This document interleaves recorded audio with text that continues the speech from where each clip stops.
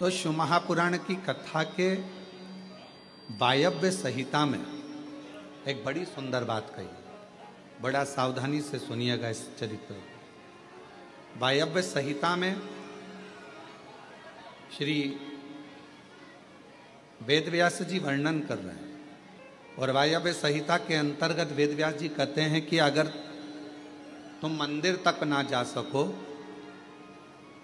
तुम शिव पर एक लोटा जल चढ़ाने के लिए अपने नज़दीक के शिवालय में देवालय में ना जा सकें, कोई मंदिर नज़दीक नहीं है, कोई शिवालय नज़दीक नहीं है, तो वायव्य संहिता में वेदव्यास जी कहते हैं कि अपने घर में यदि बेलपत्र का वृक्ष है, बेलपत्र का छोटा सा भी अगर पौधा है, तो उसमें थोड़ा भी जल आप प्रतिदिन चढ़ा रहे हो तो समझ लेना कि 12 ज्योतिर्लिंग में आप जल चढ़ा रहे हो। 12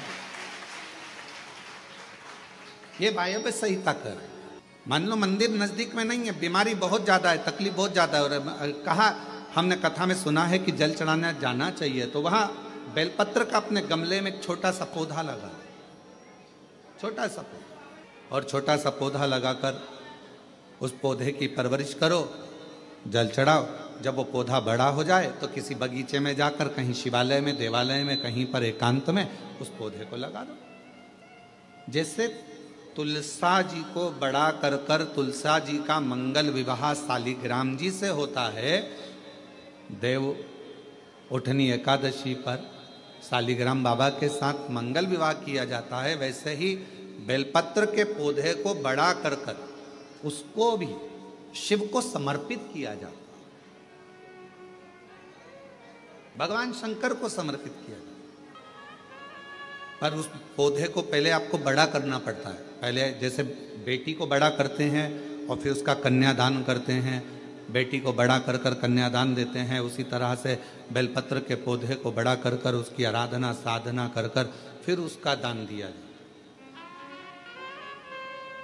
कई लोग बड़े विचित्र हैं कि भाई हमको बेलपत्री का पौधा दान करना है, कुबरेश्वर धाम आए, उज्जैनी गए, किसी गुरुजी के यहाँ गए और बाजार में से पौधा ले लिया और बेलपत्र का पौधा दान करिया। उसको कम से कम थोड़ा समय अपने घर में तो रखो। गौदान का नियम मालूम है आपको?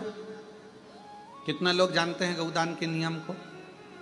गौदान का नियम होता है, कई लोग बेटी के विवाह में गाय दान करते हैं, कई लोग कोई शांत हो जाता है तो 12वें में 13वें में गाय दान करते हैं ना, गौदान करते हैं। तो उसका नियम क्या है?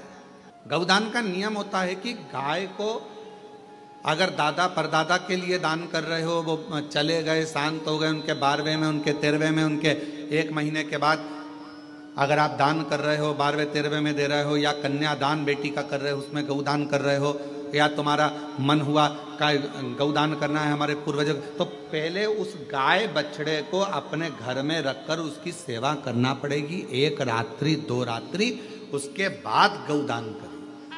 पहले उसकी सेवा तो करो।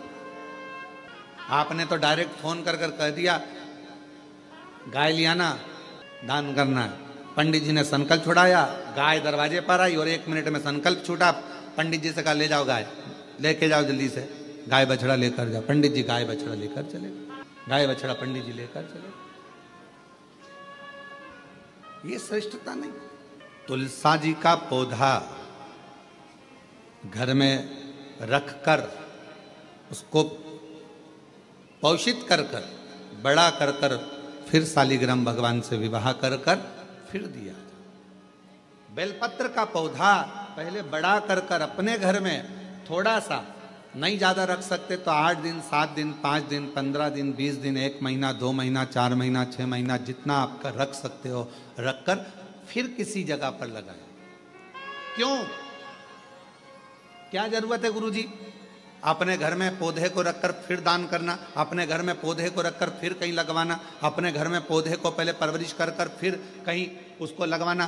कारण क्या पड़ता है? कारण एक है, वायव्य संहिता शिव महापुराण की कहती है, अगर हमने किसी बेलपत्र के पौधे को अपने घर में रखकर 5 दिन 7 दिन 1 महीना 15 दिन 6 महीना उसको परवरिश करा, तो हमारे घर का कितना भी नेगेटिवता, कितनी भी हमारे घर में कुछ भी गंदा हो रहा है, कुछ गलत हो रहा है, कोई गलत हो रहा है, कोई झूठ बोल रहा है, कोई पाप कर्म हो गया हमारे घर में, इस भूमि पर जिसमें हम रहते हैं, उस घर में एनर्जी अगर नहीं है, तो आपने उस पौधे को अपने घर में रखकर उसका परवरिश कर 15 दिन, 7 दिन, 1 महीना, 2 महीना, 6 महीना, 8 महीना, जितना तुम्हारा मन कर जाए, 1 दिन, 2 दिन, जितना मन कर, उसके बाद पौधे को कहीं लगवा। क्यों?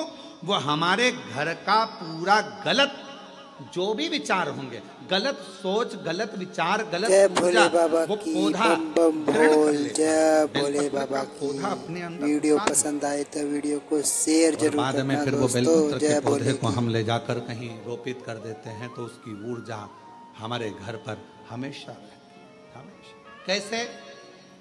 इसके सत्य प्रमाण क्या हो सकता है? तो सत्य प्रमाण का स्मरण करिएगा। एक गाय को 5 दिन, 7 दिन, 9 दिन, 15 दिन अपने दरवाजे से रोटी दीजिए। 9 दिन रोज रोटी दो, 10वें दिन गाय तुम्हारे दरवाजे पर आकर खड़ी हो जाए। बोलो